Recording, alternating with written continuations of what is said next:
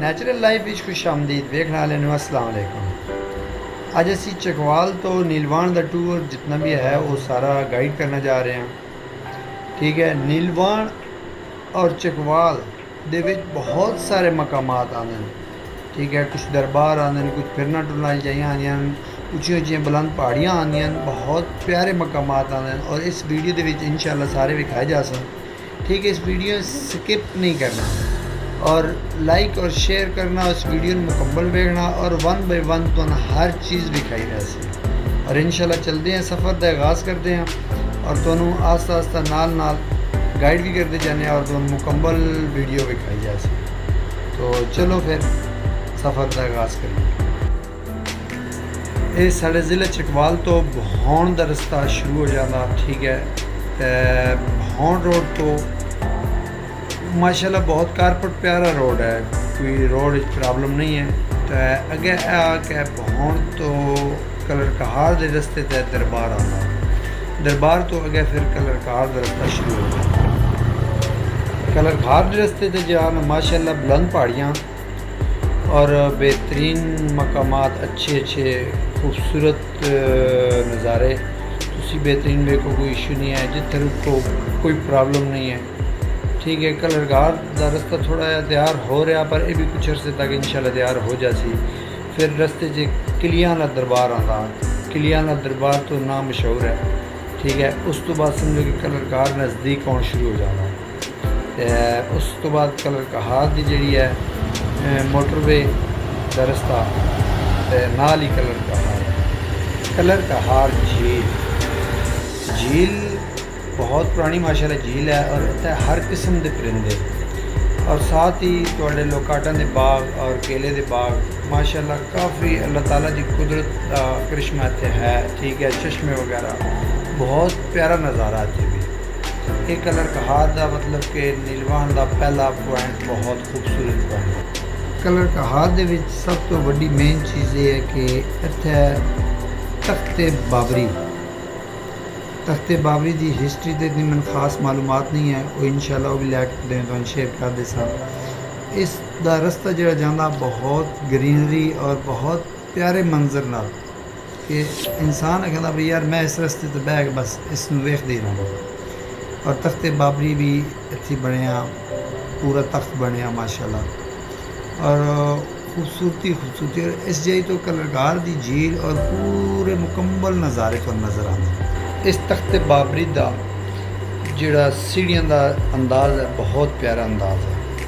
तकरीबन इस तख्ते बाबरी का जो मकाम बने हुआ तो मेरे ख्याल ज़हीरुद्दीन बाबरी बादशाह कोई इतने आ गया है, सारी अपनी कौम नाल या अपने सिपाहियों अगर गाइड वगैरह करना का तरीकाकार कुछ करता है और ये काफ़ी पुराना शुरू तो लगा आ रहा है। ठीक है, और ये बड़ी प्यारी जगह उस सिलेक्ट करके खूबसूरत पूरे कलरगार में वेखने वास्ते और इस तो उत्ते भी माशाल्लाह काफ़ी सारिया खूबसूरत जगह हैं और ये जगह तुसी आओ ना, दिल को सुकून देने वाली जगह, इतनी प्यारी जगह और इतने प्यारे बाग और इतना प्यारा सब्ज़ा तुसी खुद भी देख रहे हो वीडियो के माशाल्लाह बहुत खूबसूरती है।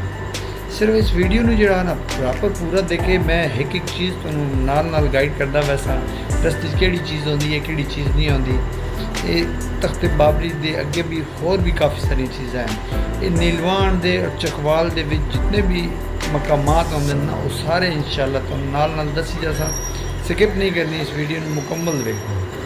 कलर कहार दा माशाल्लाह दरबार हक बहू सरकार दा दरबार है माशाल्लाह, बहुत प्यारा दरबार है, चिट्टी टाइल नाल मुकम्मल बने खूबसूरत दरबार और बारिश जिला होंगी है ना बड़ी खूबसूरती और बड़ी सफाई और बड़ा माहौल बनना माशाल्लाह है। इस दरबार के नाल ही तले चिल्लागाह भी है, चिल्लागाह भी काफ़ी पत्थर तराश के है और पहाड़ी के अंदर जाकर बनी हुई है। नाल ही झील का पूरा मुकम्मल नज़ारा जितना भी है ना सारी झील इतना नज़र आती है और दरबार तो कलरगार सारा नज़र आता और ये भी एक मकाम है जो कलर कहार दे और चकवाल और नीलवाण के दरम्यान पिछ आता। ठीक है, और इतों चेयर लिफ्ट जाती है जी दूसरे दरबार के सैड पर जाती है।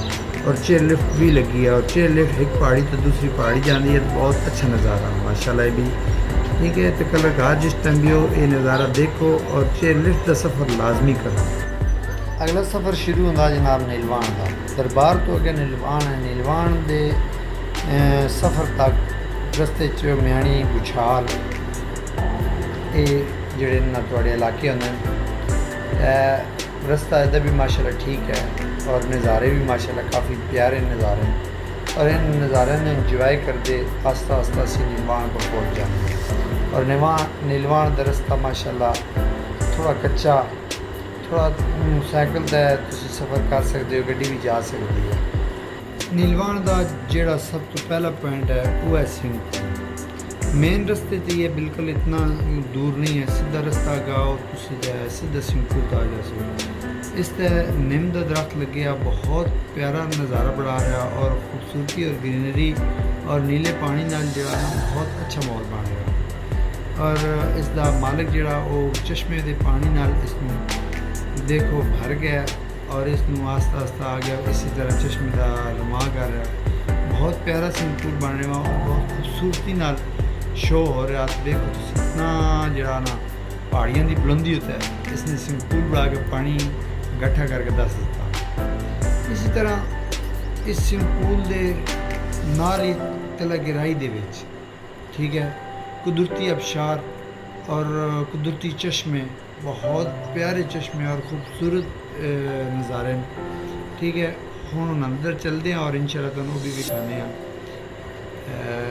थोड़ा जहा रास्ता है मुश्किल है, थोड़ा गहराई लाँदी है, गहराई नाल लाने जा गया बंदा आखिर पहुँच जाता। बहुत खूबसूरत मंजर वेखने वास्ते थोड़ी जी मुश्किल तो होनी चाहिए है। अगर थोड़ी मुश्किल ना हो तो फिर मज़ा नहीं आता। तला जाके बाकायदा चश्मे तक जान तक 15 मिनट का तकरीबन सफ़र है। उत्तर मोटरसाइकिल खुला करके तुम तला जा सकते हो और तला लाइफ जैकेट वगैरह हर चीज़ तुम्हें उत्थे मिल सकती, मतलब कि किसी चीज़ की परेशानी नहीं होने लगी। और तकरीबन 15 मिनट का सफ़र लगता तला जाने, उत्तर जाने तकरीबन 20 मिनट कर लो और इंशाल्लाह तोड़ पहुँच गया हर चीज़ तुम्हें मिल जाती, तुम खा पी सब कुछ सकते हो। उस तो बाद असल नज़ारे आ गए जनाब। ये नज़ारे तुम्हें अपने चकवाल दे विच मिलणगे माशाल्लाह। इस तरह पानी साफ सुथरा, ये पानी पीने वाला पानी है। ये पानी मतलब कि गंदा पानी नहीं है, बारिशी पानी नहीं है, पीने वाला पानी है। समझो कि डायरेक्ट पहाड़ी के अंदर निकल रहा है। और इस पानी में तुम गौर ना देखो किस तरह अबशारां बन रही हैं, किस तरह गिर रहा और किस तरह खूबसूरती नुमाया कर रहा।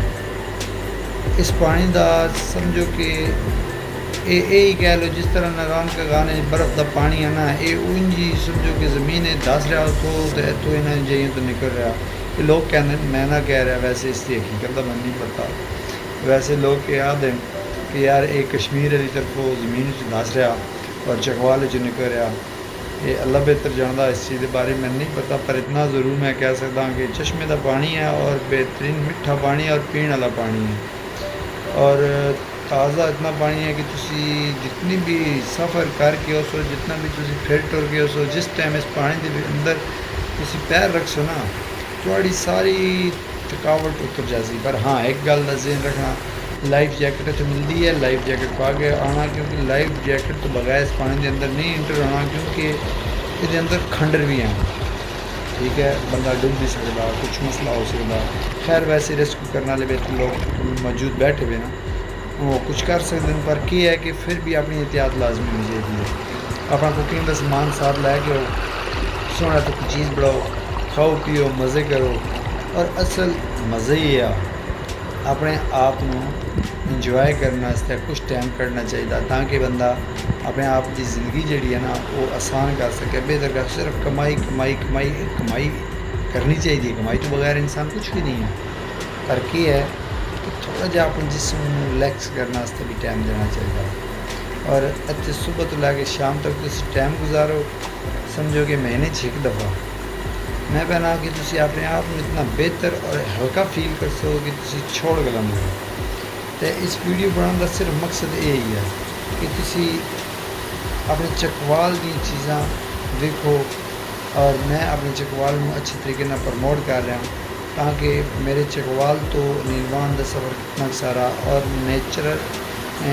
नेचुरल लाइफ मतलब कुदरती ज़िंदगी मेरे चैनल का नाम भी है और मैं अपनी कुदरती ज़िंदगी किस तरह जी रहा क्या कर रहा वो सारा तुम दिखा रहा और ये मैं खुद अकलियाँ वेखदा और हुण मैं यूट्यूब के चैनल बना के चलो थोड़े नाल शेयर कर रहा भाई यार मेरे भाई दोस्त भी वेखन ताकि उन्होंने अच्छी जगह लगे तो वो भी आन फिर ठीक है। मेरे चैनल में लाइक सब्सक्राइब करो ताकि इस तो भी खूबसूरत जगह और खूबसूरत वीडियो में थोड़ा शेयर कर सकता और इस वीडियो देख के आगे शेयर करना और इस चीज़ को आगे चेक भी करना यार जी मैं गल्लां कह रहा वाकई सच भी हैं जी क्योंकि वीडियो में सच दिखा रहा और जो अपनी अखा ना सच देख सो तो ज़्यादा मज़ा उसी मैंने दे इजाज़त। अल्लाह हाफिज़।